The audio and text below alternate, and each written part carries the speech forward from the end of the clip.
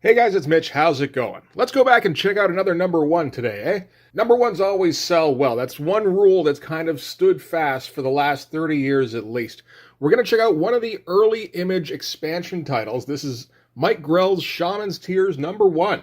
So just before we get into it, if you enjoyed the channel, if you feel like you might want to help out a little bit, go subscribe on my Patreon. Links are in the description, gives you early access to everything I do, helps out the channel, and helps to buy new comics. So Shaman's Tears always felt a little bit like a bit of an ugly duckling book for me. I never picked it up back in the day. When it first came out, I didn't know who Mike Grell was. Mike Grell's a guy who came up in the 70s.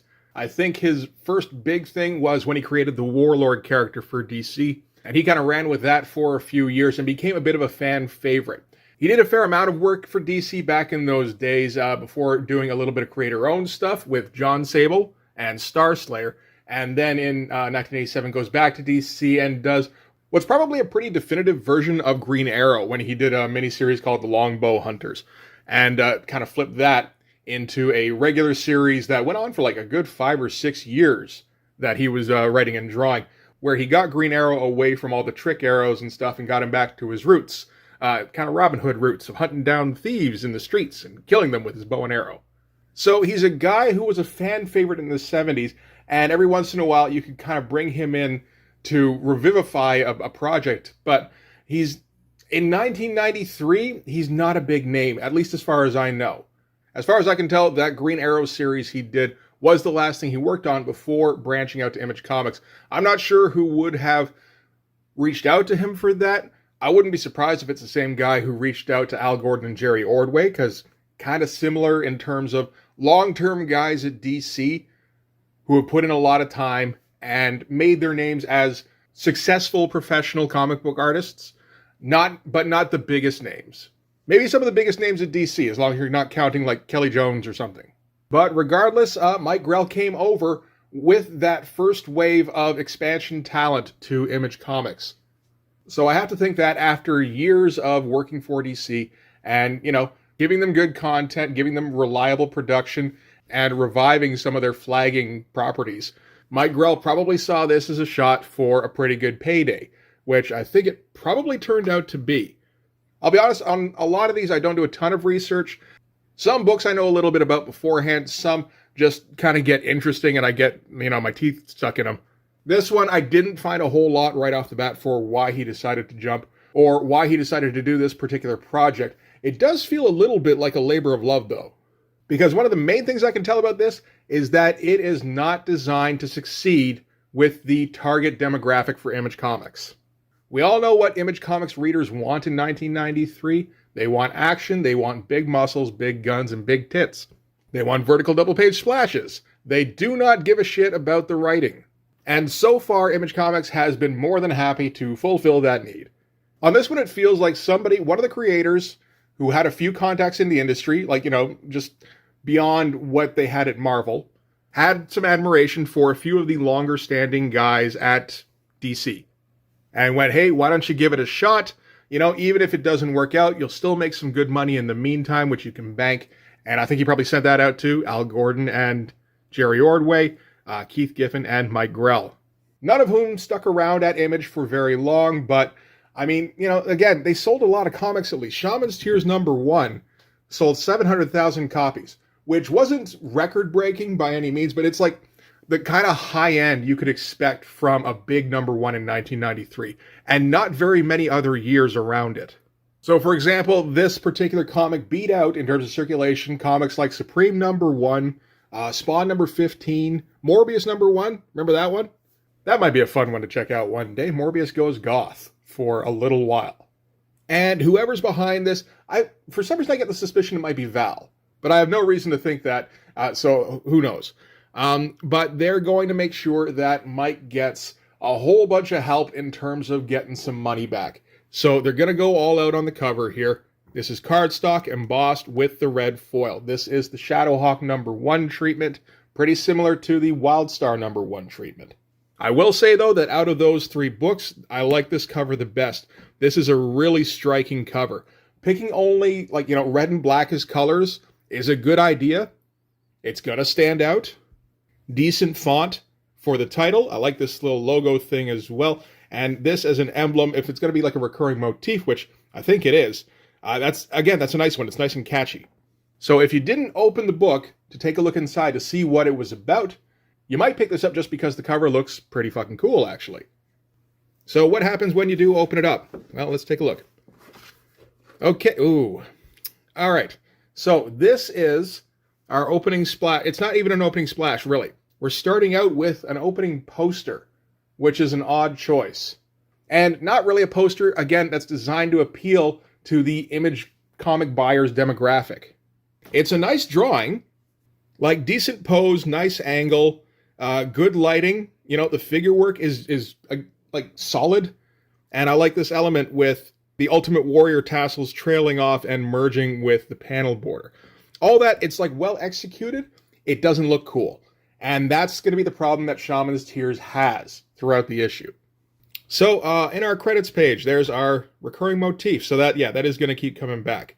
Writer and illustrator. So pencils and inks, I believe, by Mike Grell. So Mike Grell got a whole bunch of the money for this because he didn't have to hire a writer. He didn't have to hire an inker. He's got art assists by Brian Snowdy. I'm not sure who that is or what he would have done. Colors by Joe Chiodo. Not a good idea in this one, I don't think. It doesn't work out too badly in this one, to be honest, but Joe Chiodo's a guy who likes his fucking Easter bubblegum colors. Lettering by Steve Haney, and a credit that we don't see a whole lot of at Image in 1993, editor Mike Gold. And that is a name you will not see on any other Image titles. This is a guy who works exclusively with Mike Grell, at least in terms of Image. I believe he also does editing at DC at this time. And you might ask, how do I know that? Well, because of the long, rambling introduction that he put in this issue. And you might say, well, that's not that long, that's a page. That's like a third of it. The rest of it is at the back here and here. And he doesn't talk about anything particularly important. He talks about how he met Mike Grell. Well, he talks a little bit about how Mike Grell got started at DC and how he didn't work with him for the first bunch of his projects. And then he did work with him on John Sable, and then continued to work with him thereafter. And they've been working together for a long time at this point. He talks a fair bit about what he as an editor does for Mike Grell, which, again, no Image Comics reader is going to give a shit about in 1993. And he also talks about how he's doing this exclusively for Mike Grell just because he likes working with him so much. Which is nice, but again, nobody gives a shit. Does a bunch of thank yous and says they're going to have a letters page. And that's kind of it for 3 pages of introduction that nobody wanted to read. So we're already starting off on the wrong foot, in my opinion. You want to wow people with, like there's probably a bunch of readers who know who Mike Grell is at this point because of his work on Green Arrow, at least. But there's going to be a whole bunch more that don't because, the Image founders, they're all Marvel guys. So I got to think at least a large chunk of their audience is just Marvel guys. That was me. So you start things off with a splash page that doesn't have anything to do with anybody, that isn't particularly cool, and then you go on this long, pointless introduction that has no real purpose. So not the best start. So we're going to kick this off with an opening in space here. This isn't... it's almost a full page splash, which we're going to get a few of, actually. Mike Grell is pretty free-flowing with the panel design, as far as I can tell, the page design. And we're starting off in the past. Doesn't say specifically when, but he does say that the Berlin Wall is being torn down today. So I guess that is actually pretty specific. So that's November of 1989. Yes, I did have to go back and check. And this is an indeterminate amount of time after that. They're also talking about the dissolution of the USSR, and how a Russian cosmonaut has been stranded on a Soviet space station. This is that cosmonaut here, just doing some work on the station when a pickaxe goes through his face shield. And this is a pretty great splash in terms of drawing, and I would say not bad on the cool factor. Like, this space station thing here looks pretty great. And starting things off with a bit of a mystery, always a good idea. And then from there we go to kind of a double page splash, as the cosmonaut's face gets caved in by somebody operating an American space shuttle. So whoever this guy is, he's got his pickaxe here. They're here to steal something. They don't say what, they just say they've got 7 minutes to recover it, whatever it was. We're starting with a whole bunch of blood. That's not a bad idea. I got to assume Mike Grell knows that his style isn't anywhere close to what the Image guys do. It's going to be a lot more focus on fundamentals and storytelling. And he's got a very thin hatching line that he likes to use. He likes to use it a lot. So I get the feeling he's trying to compensate for that a little bit with some extra gore here. Some swirly gore by the looks of it. I assume the guy did a full loop. Should have drawn the air tube, maybe circling around it to show that. Because otherwise, just the blood did the loop, and that doesn't make any sense to me. But again, like, really good drawing. Has a fair amount of cool factor because of the gore. Maybe a bit too much gore, really. I mean, this is the kind of thing, if you're under the age of like 15, you may want to have to hide that from your parents a little bit, depending on how your parents are, I suppose.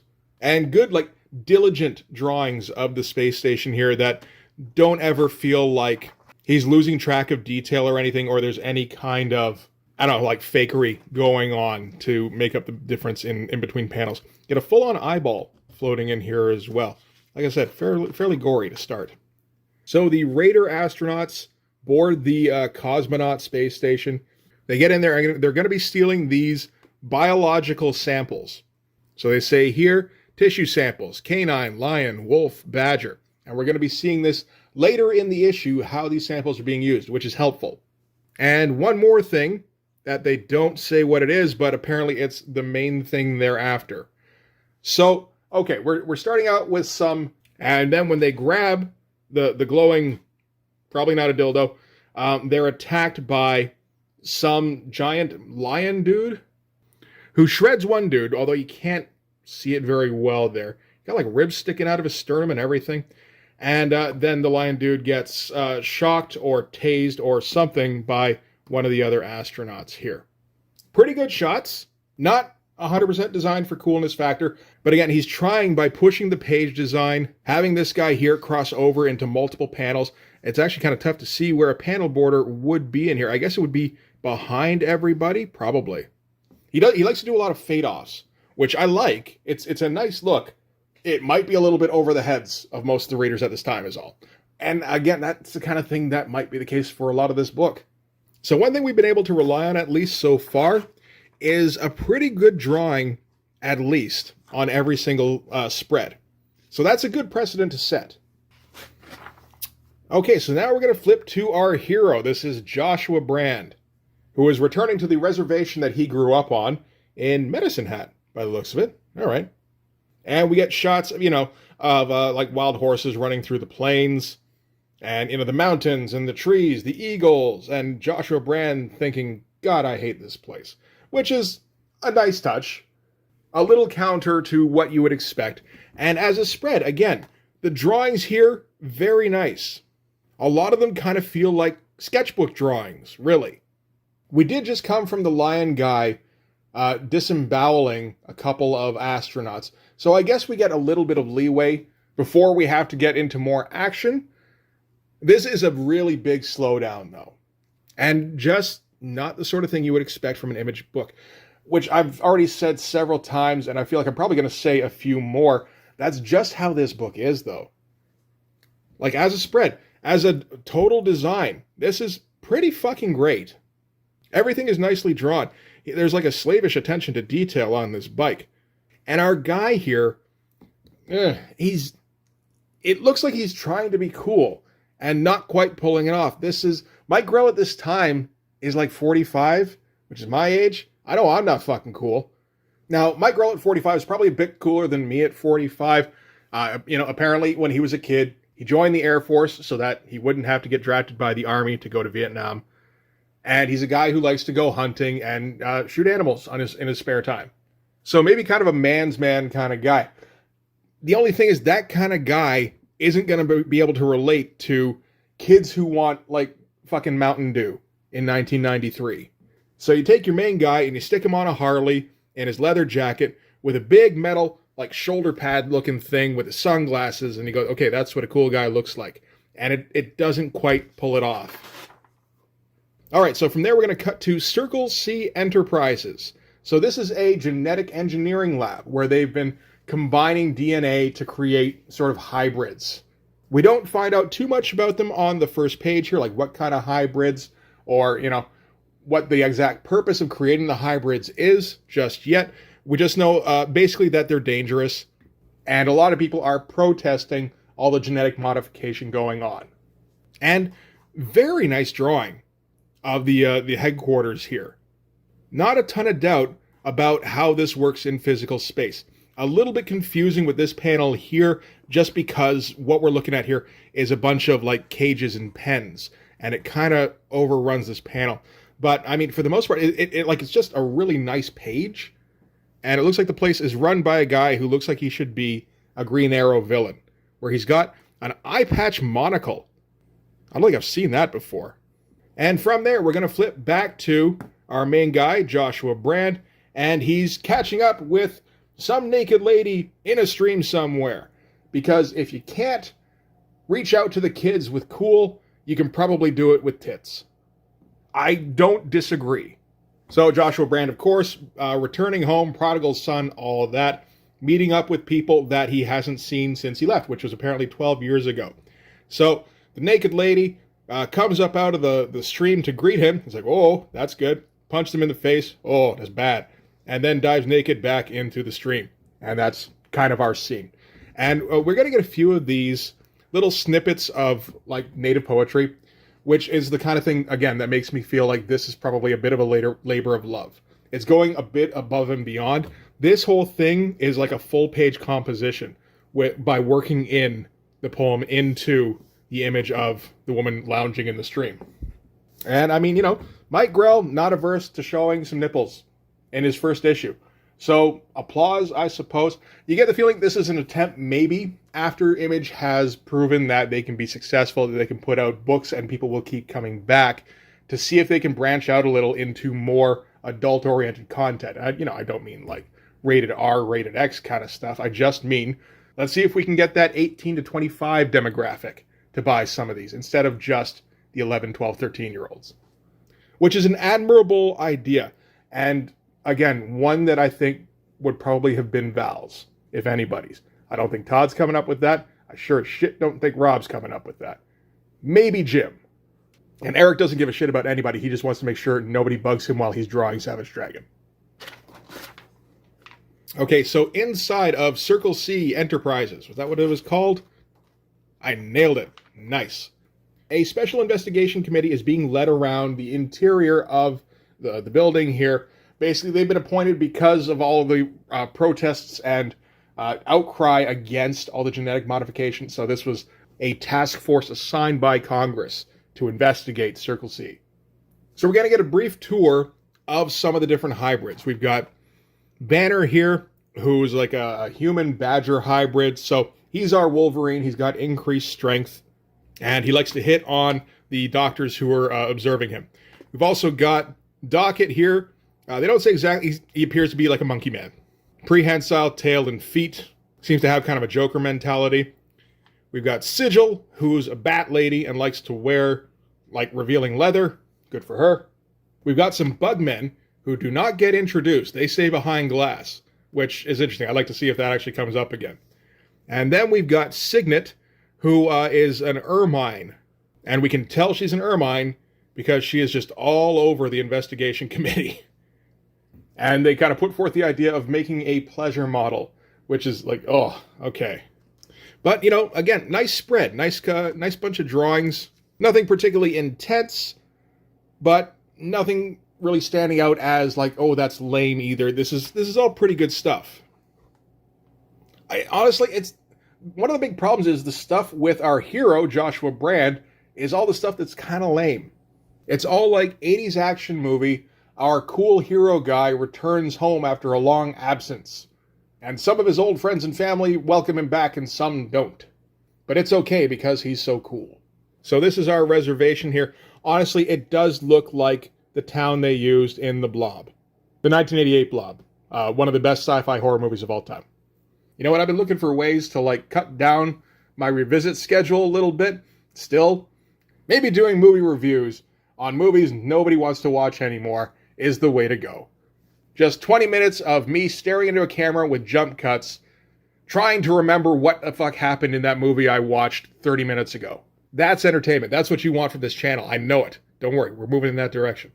So Joshua continues his tour of the reservation. He comes across Tom, who I don't believe is his brother. They say they're blood brothers. And Tom gives him a pretty warm welcome. And we hear they're getting ready for an event called a Sundance, which I don't think we're really meant to know what that means at this time. We're going to find out before the end of the issue, though. It does sound like whatever it is, it's an ordeal, but it's like an honorable ordeal. Decent spread. There's a lot of panels going in a lot of different directions. It does get a little confusing following the dialogue balloons every once in a while, but for the most part, pretty clear storytelling. The only problem is that the spread out by itself, a little bit boring. All right, so here we've got our guy heading out to the forest to find his mother, who's being looked after by a medicine man. I don't know for sure if he's related to Joshua. I don't think he is, but his mother is in kind of a hollowed out tree root system, and basically his mom is dying. Joshua says she should be in a hospital. His mom is like, all the hospital can do for me is fill me with drugs and take away the dignity of my death. Which is, I mean, it's a pretty healthy way at least to go out. And in the meantime, the medicine man, I believe, is going to ease her passing. Which, if nothing else, at least is going to give her comfort. And we find out why Joshua ran away from home 12 years ago. It's because he's a half-breed. His mom is Lakotan, and his dad was Irish. So neither one of them really want anything to do with him, which is a pretty standard character beat for a protagonist in the early 90s. But that doesn't make it not true, though. Again, like, great-looking, well-drawn panels that just, they're not exciting. He still likes his fades, which I don't have a problem with. Straight fade into the face here, that would have been really interesting in black and white, actually. I know there's ash cans of this. That would be cool to look at. So his mom is basically getting worse by the minute, and she makes Joshua promise that to go on a vision quest, because he's basically aimless at this point. And Josh promises because, I mean, it's a dying wish kind of thing. He goes outside to get her some more water and finds a big old spear stuck in the ground here and a contingent of natives who tell him that he has been chosen for the Sun Festival. At first, he tells them to go choose somebody else. His mom rushes out from the little burrow to tell him, no, he's chosen. He has to follow through with it. And then, I'm not sure if she dies right here or she's pretty much dead, but it kind of amounts to the same thing. Really nice page, really nicely drawn. Like, great composition with the whole triangular thing. And again, another fade coming in. Again, the only problem is that it's not particularly cool. But if you're a bit of an older reader at this point, I'm not sure why you'd be picking up an Image comic, but, maybe you thought, you're a Mike Grell fan and you thought you'd give it a shot. I think you're getting what you want out of this. So here we're going to get a lot of crosscuts between the Festival of the Sun and the Circle C finishing up its tour by the investigative committee. And this is honestly a little bit where the book kind of falls apart for me, because these two elements don't work with each other, in my opinion. This like heartfelt, kind of cliched thing with the prodigal son returning and, and he's probably going to try and have to rediscover his culture, his roots, all that kind of stuff. And then this like genetically modified superhero stuff. Like, this stuff feels pretty grounded to this point. I get the feeling it won't be in the next couple of issues, because as soon as he puts on the funky costume. This stuff, not even remotely, though. So this here is the team leader for all the hybrid characters. This is Blazon, and he's a wolf hybrid. And the group is called The Blood. That's fine. And the investigative committee kind of brings up the concern they have that these things could become a hazard to humanity if they were to escape, or, if they're left unchecked. And the guy who's running Circle C tells him that's kind of the beauty of these hybrid creatures, is that we left in the lifespan of the animal that they're actually combined with. So, for example, a lion combinant would be a teenager at 1 year old and a mature individual by age 4. Every model you've seen here is less than 2 years old. And of course, what we can extrapolate from that is that they all have extremely short lifespans. So we're getting a little bit of like Blade Runner replicant kind of stuff going on here too. Cut back to the ceremony where a bunch of the other natives are not happy that Joshua is the one who's being chosen. I mean, he hasn't been sticking around. He hasn't learned anything about their ways in the last 12 years. These guys are all the medicine man's blood. They're all his grandchildren. So yeah, no, he isn't related to him. But doesn't matter. He was chosen. He's the one who gets to do this. And what the ceremony entails is this kind of structure here. He's going to get his pecs pierced and strung up on them, lifted up on them, while he's kind of smoking on a pipe here. And we're cutting again back to our hybrid creature guys who do not get along. The wolf guy walks by the cage with the lion guy, and they just kind of go right at it. They can't help tearing the shit out of each other, because of course they can't. And the wolf guy has like an electroshock collar on him that they subdue him with. So that's just kind of letting you know about that little element. And yeah, so Josh is going to get hoisted up. Really nice splash here. The dialogue here is going to be kind of a hybrid between the native poetry we saw earlier and just kind of a flat-out narration. But basically it all leads to down here where they state that he is the warrior healer, Wakasa Wakan. And the deal for him now is that he gets the abilities of various animals, which I guess works if the people he's going to be going up against are genetically modified human-animal hybrids. Okay, actually, that's the first time I even thought of that. But yeah, that works really nicely. But like, really nice drawings going on here. Really nice composition.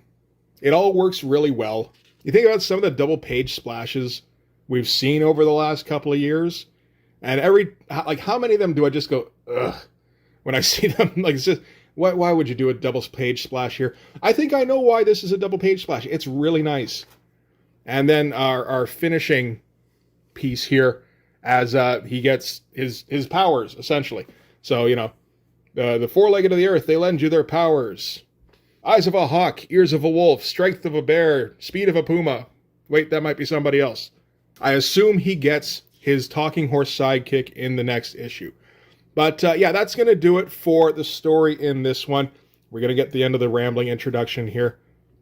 Ad for Shaman's Tears number 2. More ads. Cyberforce number 0 by Walt Simonson. That's a pretty good time. Union number 1. Not nearly as good. Savage Dragon's introducing Freak Force. Doom's 4. Still a year out, but they're going to advertise it anyway. Something called Crushed Velvet. That actually sounds a little familiar now. It didn't earlier. But read it and believe it in Tribe number 5. Oh, I'm looking forward to that still. We still haven't gotten Tribe number 4, but it's coming. It's getting closer. And a Shaman's Tears poster that I remember seeing fairly often. And for some reason, we get twice. I don't even know what's up with that, unless they had an extra page they didn't know what to do with. There's a fair amount of ads that they're not getting money for, because this is all ads for other comics, like Image Comics. It always seems a little unnecessary when you see like this many, particularly Image ads in an Image book. It's like, yeah, we know. Anyway, that's going to do it for Shaman's Tears number 1. You know what? It's pretty good, actually. Like, it's well written. It's decently paced. There's some really nice drawings. Nothing particularly cool in the entire thing, which is kind of its downfall. This comic would only last for 12 issues, but it's pretty good. I think the main problem is that this is the kind of thing that would have worked for something like First, which published Star Slayer and John Sable. Not so much for Image. Image has an entirely different crowd they're trying to please. But I'm reasonably certain Mike Grell got his payday, which, in the long and short of it, that's kind of all you can really ask for. I don't know if the 12 issues is a complete story. I would like to think it would be. It seems like he's gearing up for a bit of a long-term tale. Because this one it's pretty slow moving. We just, really all the action we got was in that beginning thing with the astronauts. And then the rest is all background and a little bit of exposition, but not kind of put forth in a way where they're burying you, which is nice. Kind of getting you to know our theoretically cool protagonist. and laying the groundwork for the conflict that's going to be coming. And it's the kind of conflict that makes sense even before you actually see it unfold, which, again, is nice. Doesn't happen a lot of the time. So I don't know. I might do another one of these because this it kind of surprised me that I liked it this much. I've kind of avoided Shaman's Tears all this time just because I still haven't read any Mike Grell aside from this. I probably should. I'm starting to think definitely I should now. So we'll see if we can fit it in at some point. But for this one anyway, that's going to do it. So thanks very much for watching. If you like this video, please hit like, hit subscribe, hit the notification so you know when the next one's coming out. Go over and subscribe on my Patreon. Gives you early access to everything I do, from the Blood Force stuff to the YouTube videos before they get uploaded to YouTube, as well as some Patreon exclusive content. You can also follow me on Instagram and DM me there for commissions, and you can join the Blood Force Discord server. But yeah, that's going to do it. Thanks again for watching. I'll see you guys in the next one. Bye-bye.